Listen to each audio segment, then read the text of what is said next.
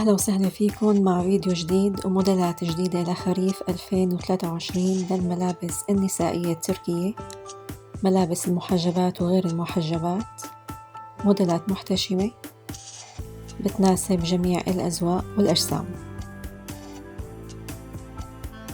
من أشهر موديلات الخريف هي البانشو أو الكاب مثل ما شايفين.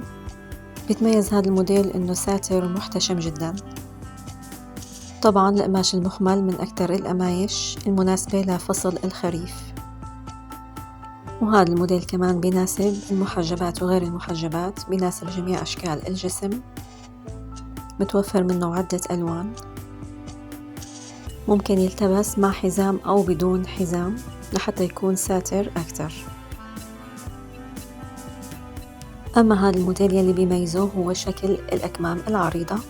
الموديل محتشم وساتر، ممكن يكون البلوز أطول لحتى يكون محتشم أكتر.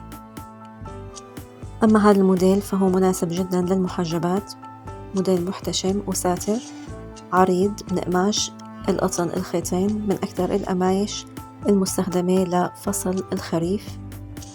نوع القماش واقف، وهذا اللي بيخليه محتشم وبيخفي أي ديفو بالجسم. طبعا هذا الموديل أيضا بيناسب جميع أشكال الجسم، خاصة إنه اللون أسود بيناسب الأجسام الممتلئة، ممكن يلتبس مع حزام أو بدون حزام، والأكمام عريضة على تطريز بسيط منطقة الصدر والأكمام، لهيك ممكن يلتبس بالأعياد والمناسبات. ومع هذا البالطو الرائع أيضا موديل مناسب للمحجبات وغير المحجبات. الطول مناسب جدا، ممكن يكون أطول.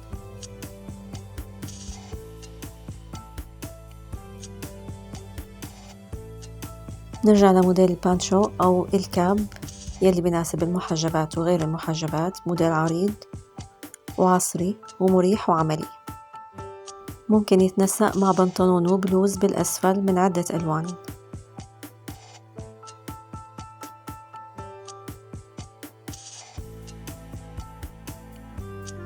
ممكن يلتبس أيضا بدون حزام أو مع حزام.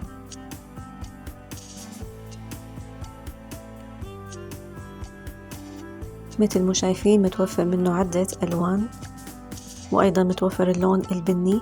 اللون البني من أكثر الألوان المناسبة لفصل الخريف وفصل الشتاء. يلي بيميز هذا الموديل إنه ممكن يلتبس بعدة مناسبات، وهذا الشي بيرجع لنوع القماش.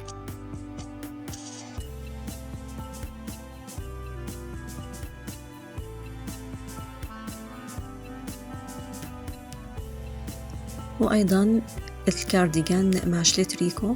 طبعا قماش التريكو مناسب أيضا لفصل الخريف، ممكن يكون الكارديجان طويل أو لأسفل الركبة مثل ما شايفين، ممكن يلتبس أيضا مع حزام أو بدون حزام.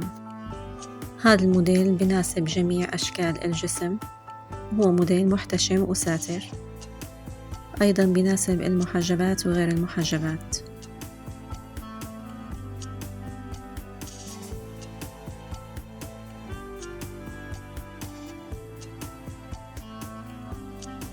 وهذا موديل تاني من الكارديجان لكن أطول ونوع القماش مختلف، الألوان رائعة، ممكن يلتبس تحته بنطلون أو فستان مثل ما شايفين.